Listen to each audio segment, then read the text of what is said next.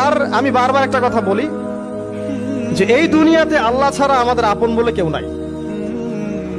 আপনি যাকে আপন মনে করেন না কেন, আমাদের সম্পর্ক আছে বাবার সাথে, মায়ের সাথে, স্ত্রী সন্তানদের সবার সাথে, আমাদের হক আছে, অধিকার আছে, সব ঠিক আছে।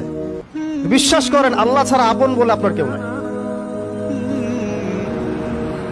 এই যে গার্লফ্রেন্ডকে আপন মনে হয়, এরা আপন না। স্ত্রী সন্তানদেরকে খুব আপন মনে হয়, আপনার মৃত্যুর পর 40 দিন সময় লাগবে না সব ভুলে যেতে। পিতা মাতা ভাই বোন সবাইকে আপন মনে হচ্ছে। পিতা মাতার স্থান বাবা মার পরে, আল্লাহ রসুলের পরে, সেটা ঠিক আছে, তো আপন আল্লাহ ছাড়া তারা নন। আপনি তাদের মনোপুত ভাবে নিজে প্রতিষ্ঠিত হতে পারবেন না, তারা আপনাকে চিনবে না। বলো সারাটা জীবন তোর পিছনে এত টাকা ঢাললাম, কি করলি?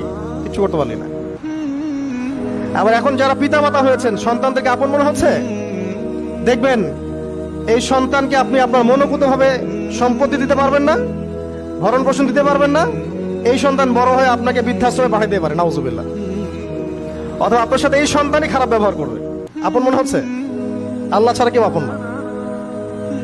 আল্লাহ ছাড়া আপন কেউ না। আর আল্লাহ ছাড়া সত্যিকার অর্থে আপনাকে আমাকে ভালো কেউ বাসে না। শুধু আল্লাহই আপনাকে ভালোবাসে। এটা আপনারা হারে হারে উপলব্ধি করবেন যত দিন যাবে ইনশাআল্লাহ।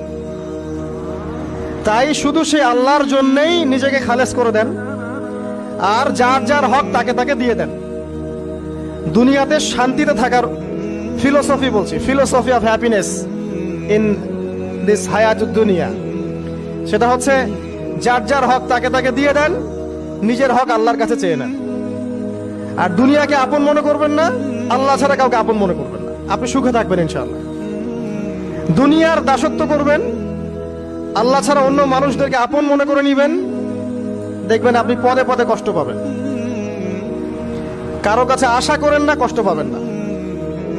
আমি এই প্রসঙ্গে কথাগুলো বললাম যে দুনিয়াকে আপন মনে করতে নাই, আর আল্লাহকে আপন মনে করতে হয়।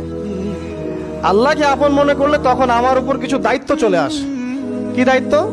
আল্লাহ আমাকে সৃষ্টি করেছেন, রিজিক দিয়েছেন, লালন পালন করছেন, বাঁচিয়ে রেখেছেন, তার হাতে আমার মৃত্যু, তার হাতে সবকিছু। তো এখন আল্লাহ পাকের জন্য নিজের জীবনটাকে খালেস করে নেওয়া, যেভাবে আল্লাহ পাক চলতে বলেছেন সেভাবে চলা, যেগুলোকে আল্লাহ পাক নিষেধ করেছেন বর্জন করা। আর রাসূলুল্লাহ সাল্লাল্লাহু আলাইহি ওয়াসাল্লামের সুন্নাহ আল্লাহ পাক রেখে দিয়েছেন আমাদের সামনে। এই সুন্নাহগুলো যদি আমরা অনুসরণ করতে পারি, ইনশাআল্লাহ এই দুনিয়াতে কিছু পাই বা না পাই, ইনশাআল্লাহ পরকালে আপনি আল্লাহর ক্ষমা পাবেন ইনশাআল্লাহ তাআলা। কোরআনের সূরাগুলোর অর্থ সব খুতবায় বলা যায় না, সময় সংকুলন হয় না। এত চমৎকার ওয়াদ-দুহা সূরা আছে না, শপথ দ্বিপ্রহরের, ওয়াল-লাইলি ইযা সাজা, শপথ রাতের যখন সেটা আচ্ছাদিত হয়। মা ওয়াদ্দাআকা রাব্বুকা ওয়া মা ক্বালা, আল্লাহ কত মায়া দিয়ে তার নবীকে বলছেন যে তোমার আল্লাহ তোমাকে ছেড়েও দেন নাই, তোমার আল্লাহ তোমাকে ছেড়ে দেন নাই। ওয়ালাসাউফা ইউতিকা রাব্বুকা ফাতারদা, শীঘ্রই তোমার রব তোমাকে দান করবেন এবং তুমি সন্তুষ্ট হয়ে যাবে। দুনিয়াতে চলতে গেলে দুঃখ কষ্ট হয় না? যারা ঈমান নিয়ে চলে ওদের দুঃখ কষ্ট বেশি হয়। তা আল্লাহ বলছেন টেনশন করো না, কষ্ট পেও না, তোমার রব তোমাকে ছেড়ে দেননি। ওয়ালাসাউফা ইউতিকা রাব্বুকা ফাতারদা, তোমার রব তোমাকে শীঘ্রই দান করবেন আর তুমি সন্তুষ্ট হয়ে যাবে। আলাম ইয়াজিদকা ইয়াতীমান ফাআওয়া, আল্লাহ বলছেন আল্লাহ কি তোমাকে ইতিম রূপে পাননি, এরপর আল্লাহ কি তোমাকে প্রতিপালন করে বড় করেননি? ওয়াজাদাকা দাল্লান ফাহাদা, আল্লাহ কি তোমাকে পথভ্রষ্ট পান নাই, তোমাকে আল্লাহ পাক হেদায়েত দেন নাই?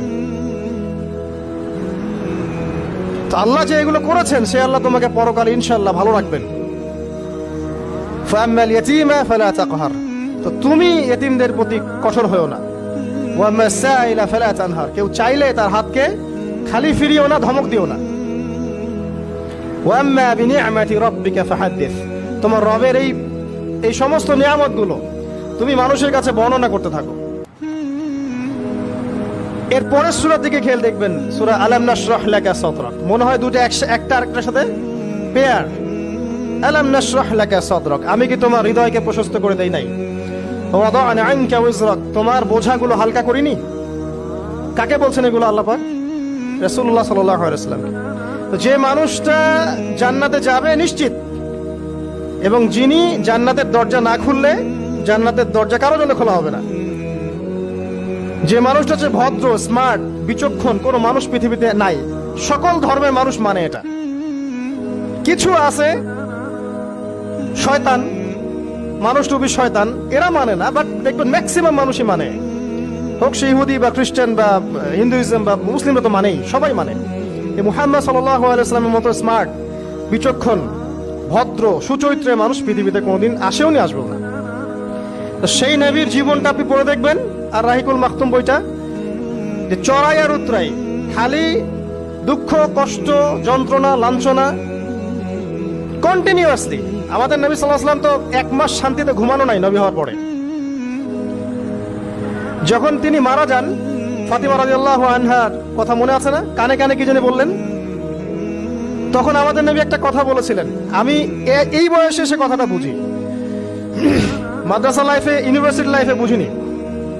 নবীজি বলেছিলেন তার মেয়েকে, ফাতিমা রাদিয়াল্লাহু আনহা তার কষ্ট দেখে কান্নাকাটি শুরু করলেন। আমাদের নবীজি তাকে কাছে ডেকে বললেন কানে কানে যে কি জানি একটা বললেন।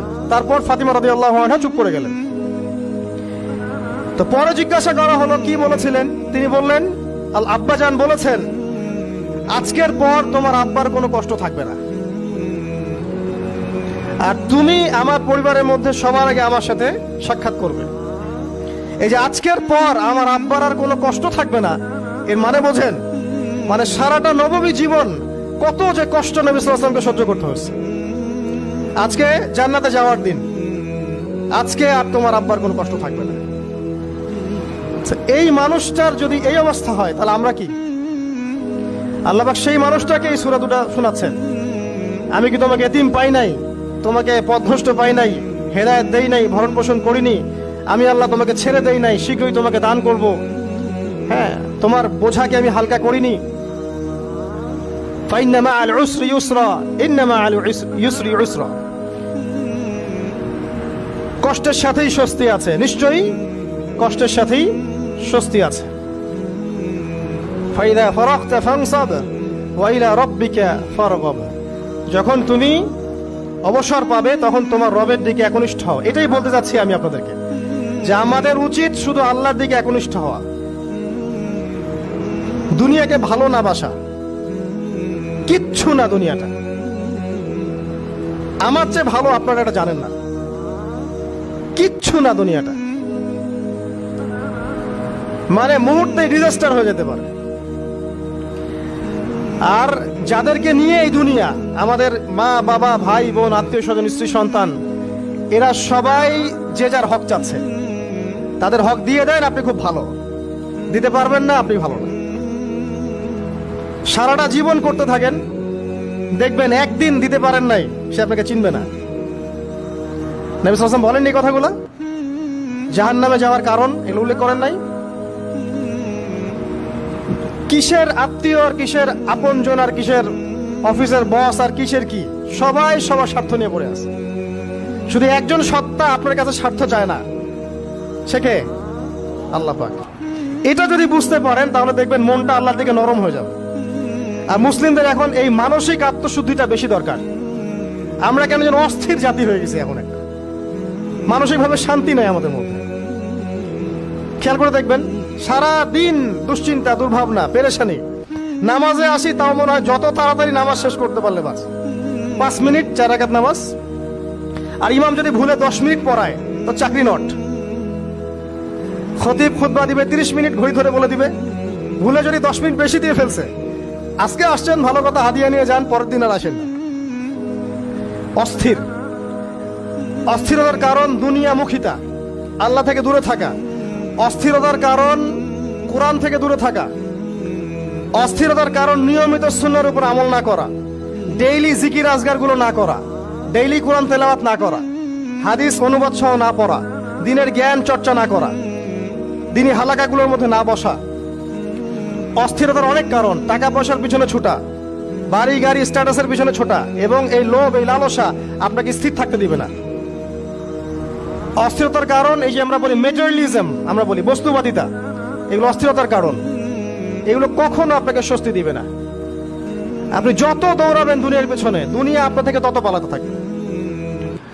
আর আল্লাহ পাক বলেছেন, হে আদম সন্তান, আমার ইবাদতের জন্য সময় বের করো, আমি তোমাকে দুইটা জিনিস দিব। এক নাম্বার, তোমার হাতকে আমি সচ্ছলতা দিয়ে ভরে দিব, আর দুই নাম্বার, তোমার সমস্ত অভাব আমি দূর করে দিব।